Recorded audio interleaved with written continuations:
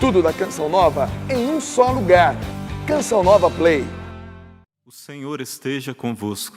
Ele está no meio de nós. Proclamação do Evangelho de Jesus Cristo segundo Mateus. Glória a vós, Senhor. Naquele tempo, Jesus viu um homem chamado Mateus, sentado na coletoria de impostos, e disse-lhe: segue-me. Ele se levantou e seguiu a Jesus. Enquanto Jesus estava à mesa, em casa de Mateus, vieram muitos cobradores de impostos e pecadores e sentaram-se à mesa com Jesus e os seus discípulos. Alguns fariseus viram isso e perguntaram aos discípulos: por que vosso mestre come com os cobradores de impostos e pecadores? Jesus ouviu a pergunta e respondeu: aqueles que têm saúde não precisam de médico, mas sim os doentes. Aprendei, pois, o que significa: quero a misericórdia e não sacrifício. De fato, eu não vim para chamar os justos, mas os pecadores. Palavra da salvação. Glória a vós, Senhor.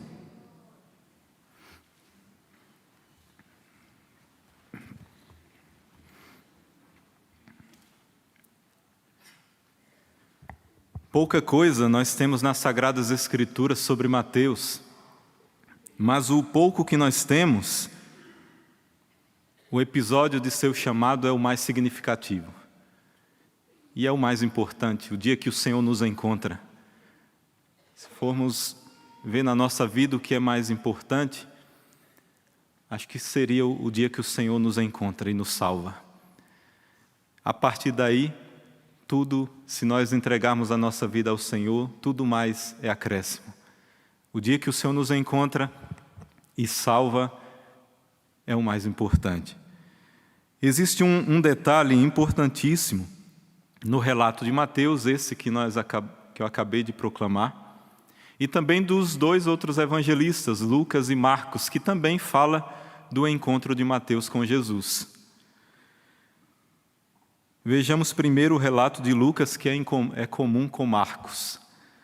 Depois disso, ele saiu e viu sentado no balcão um coletor de impostos, por nome Levi. Esse é o relato de Lucas, que é comum, bem parecido ao relato que Marcos, o evangelista, também fala do encontro de Mateus. Veja bem, primeiro, diz onde Mateus estava. Sentado no balcão da coletoria de impostos. A primeira coisa que os dois evangelistas narram é o lugar onde ele estava, um lugar de pecado.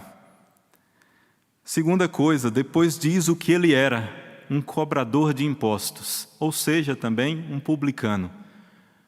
Ou, falando mais no termo popular, um ladrão.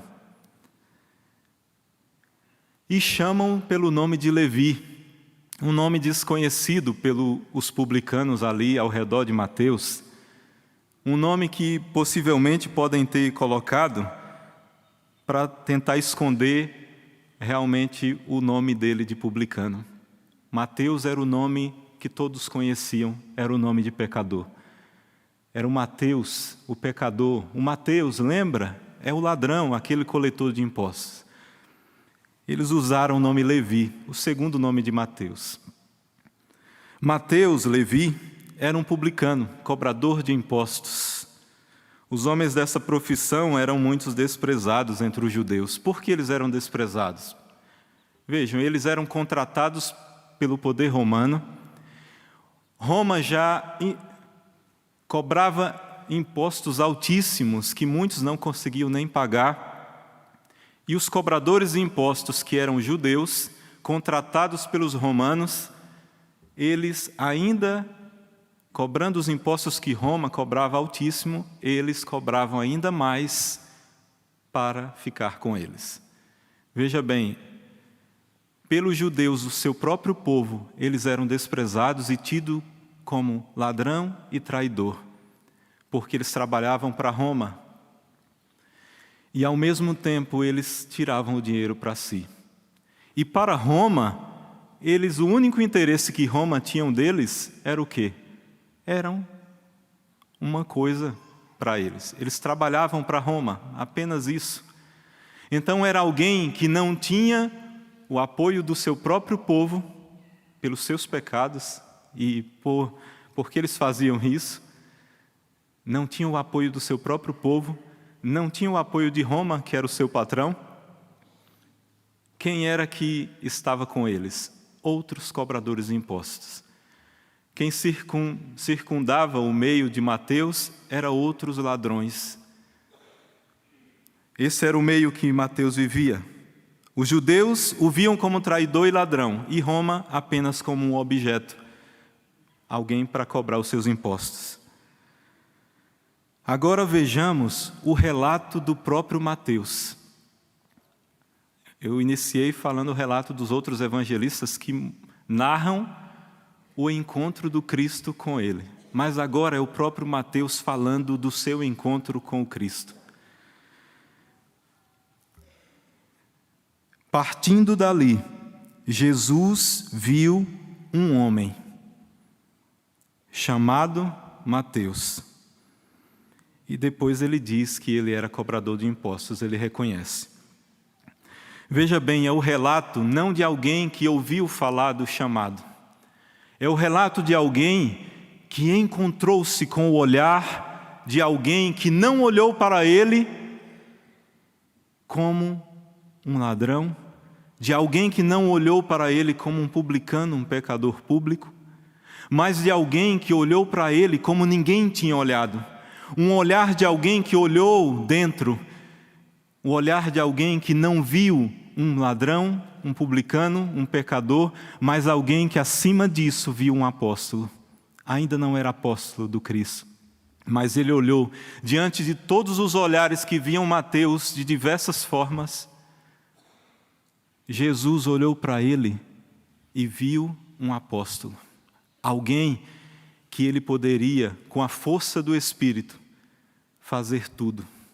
Alguém que seria um apóstolo das nações, que anunciaria o seu evangelho. Jesus olha assim para nós. Quando Jesus nos encontra, ele não vai olhar nós como aquele que é o pecador público, como aquele que é o que o mundo pensa, o que o mundo acha.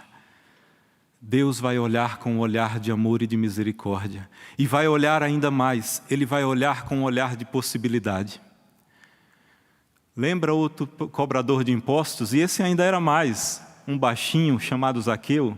Além de ser cobrador de impostos, ele não era só cobrador, ele era chefe dos cobradores de impostos. Ele tinha um grupo de ladrões que trabalhava para ele. E além deles enriquecerem, Zaqueu enriquecia muito mais. Quando Jesus olhou para Zaqueu, em cima daquele sicômoro, não olhou como os outros olhavam para ele. Ele olhou como alguém que poderia ser salvo. Olhou para Zaqueu com um olhar de possibilidade de salvação. Esse era o olhar de Jesus. Quando Jesus olhou para aquela mulher que foi jogada aos seus pés e perguntaram, ela foi pega em adultério, o que nós devemos fazer? O olhar de Jesus não foi o olhar para uma mulher que era adúltera. Jesus sabia que ela era adúltera. Mas o olhar de Jesus foi um olhar de que ela tinha possibilidade de ser também uma discípula sua. O Senhor sempre vai olhar além para nós. E o relato de Mateus, o seu próprio relato, ele mostra isso. Primeiramente, Jesus olha para ele, e ele falando, Jesus viu um homem. Isso é falando que Jesus viu nele a imagem e semelhança de Deus. Deus criou o homem, a sua imagem e semelhança. E quando Mateus fala que primeiramente Jesus viu um homem, é porque ali Jesus deu a dignidade que ele tinha da criação. Um homem feito à imagem e semelhança de Deus. Mais do que tudo, mais do que ser ladrão. E depois um homem chamado Mateus. Jesus chamou ele pelo nome, e pelo nome que todos conheciam por ser pecador. O Senhor sempre nos chama pelo nome. e não pelo que nós somos ou pelo que o mundo acha que nós somos. E terceiro, Mateus ele reconhece. Jesus viu um homem chamado Mateus, deu dignidade a ele, mas depois ele diz, um publicano, um pecador, cobrador de impostos. E Jesus fala o quê? Mateus, segue-me.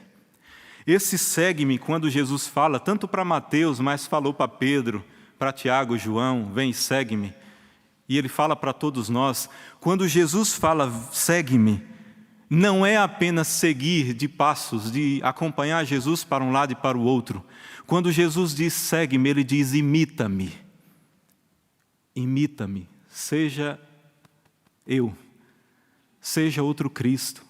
Quando o Senhor nos chama a seguir, Ele está pedindo para que nós o imitemos em tudo. Assim como Mateus, ele pediu, imita-me, segue-me os meus passos. Não só seguir os passos, mas faça o que eu faço. Olhe com os meus olhos, olhe para os outros com o olhar que eu te olhei.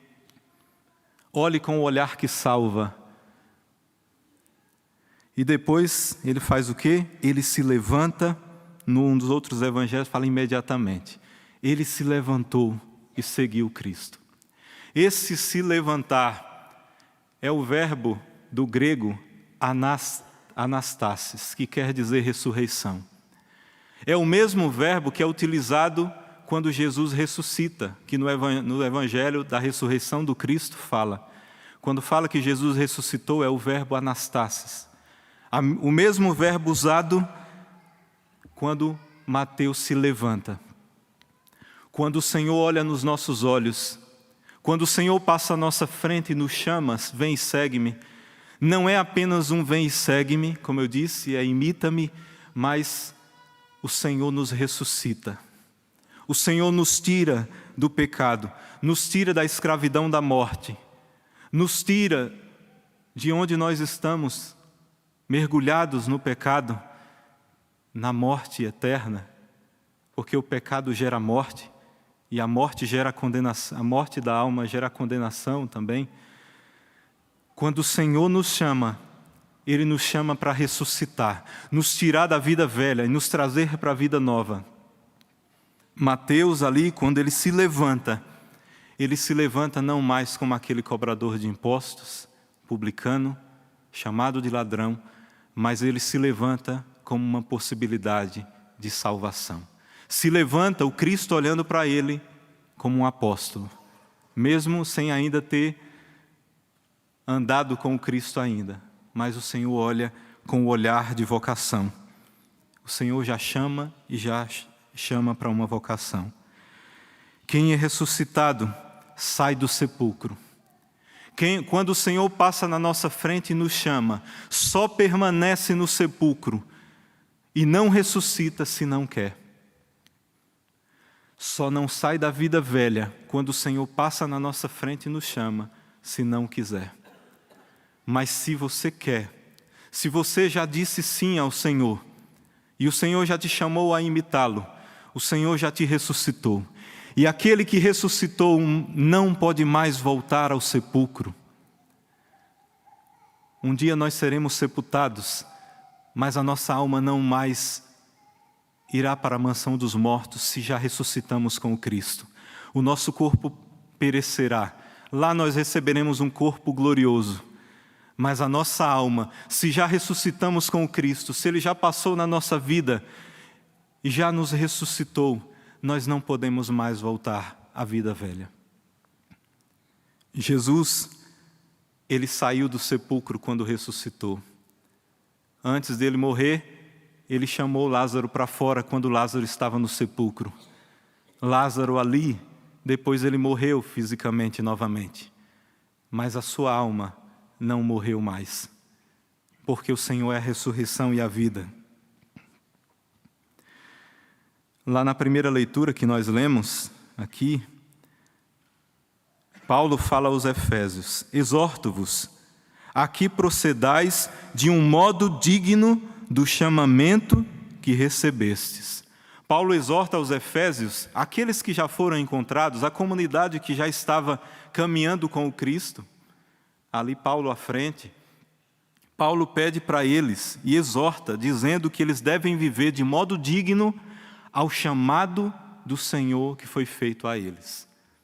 Nós que já fomos chamados pelo Cristo, você que pode estar sendo, ainda não tinha sido chamado pelo Cristo, e por meio dessa Eucaristia, do chamado de Mateus, o Senhor diz: vem, segue-me, imita-me, ressuscita.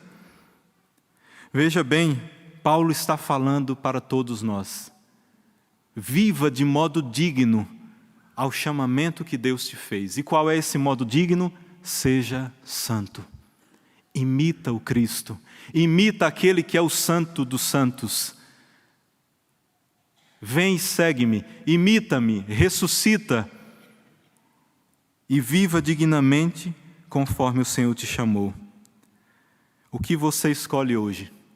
Permanecer no sepulcro ou ressuscitar com o Cristo? O que você quer hoje? Permanecer na vida velha, como Mateus poderia ter permanecido na coletoria de impostos, enricando injustamente e vivendo daquela forma que estava vivendo? Ou você quer largar todo o teu passado de pecado, ou o teu presente de pecado, e hoje, nesse exato momento, quer ressuscitar com o Cristo? O Senhor te dá essa opção, como deu a Mateus. O Senhor quer passar na tua vida para te salvar e te chamar a uma missão. Repito, Jesus quer passar na nossa vida para nos salvar e não nos deixar do modo que estamos. Muitas vezes nós vemos hoje, às vezes, uma linguagem do amor do Cristo que não é exatamente. Às vezes as pessoas dizem: eu prefiro ficar com o Cristo que é amor e que é misericórdia, mas às vezes com um discurso para permanecer no erro. E permanece no erro e vai dizendo: não, Deus é amor, Deus é misericórdia. O maior objetivo do Senhor para conosco é nos salvar. Eu não vim para os que estão sãos, eu vim para quem? Para os doentes. Eu não vim para os justos, eu vim para aqueles que precisam da justiça, da misericórdia. Veja bem, o Senhor, quando Ele fala isso, Ele fala que Ele quer salvar. Quando nós vamos a um consultório de um médico, quando nós entramos para a consulta, estamos doentes, nós não saímos de lá sem uma receita de um remédio que o médico vai nos dar para sarar a nossa doença. Se não sarar na primeira vez, vai na volta da consulta, ele dará outro remédio que melhor para sarar a doença. Quando nós vamos a um médico, é para ser curado da doença. O Senhor é o médico dos médicos e Ele quer sarar a nossa doença, a física também, mas principalmente e primordialmente a doença da nossa alma, que o pecado nos faz doente. O Senhor não quer, quando chama e passa na nossa vida, na nossa existência, passa à nossa frente para nos chamar, Ele nos chama para salvar, Ele nos chama para curar a nossa enfermidade, que por vezes estamos feridos e sujos e doentes por causa do pecado. O Senhor não vai até o doente para deixá-lo doente. Quando o Senhor foi com Mateus para cear com Mateus e apareceram depois muitos cobradores de impostos e pecadores, ali com certeza foi Mateus que, depois de ser salvo, ressuscitado, restituído à dignidade de homem, criado à imagem e semelhança de Deus, chamado pelo nome, ele quis também que aqueles seus amigos, que eram também pecadores, queriam que naquele jantar, Jesus olhasse para eles também, para os seus amigos, e os salvasse. Jesus não foi para a casa de Mateus e cear com os pecadores para passar a mão na cabeça deles e dizer: continuem cobrando impostos injustamente, fiquem aí sendo ladrões. Não. Jesus foi cear na casa de Mateus para tentar salvar os amigos de Mateus também. Ele quer salvar. Ele não vai passar na tua vida e dizer: continue no teu erro. Ele vai querer salvar. Quando Jesus passou em Mateus, Mateus deixou de roubar. Quando o Senhor chamou Zaqueu para cear na sua casa, Zaqueu deixou de roubar. A mulher adúltera que foi jogada aos pés de Jesus deixou de ser adúltera.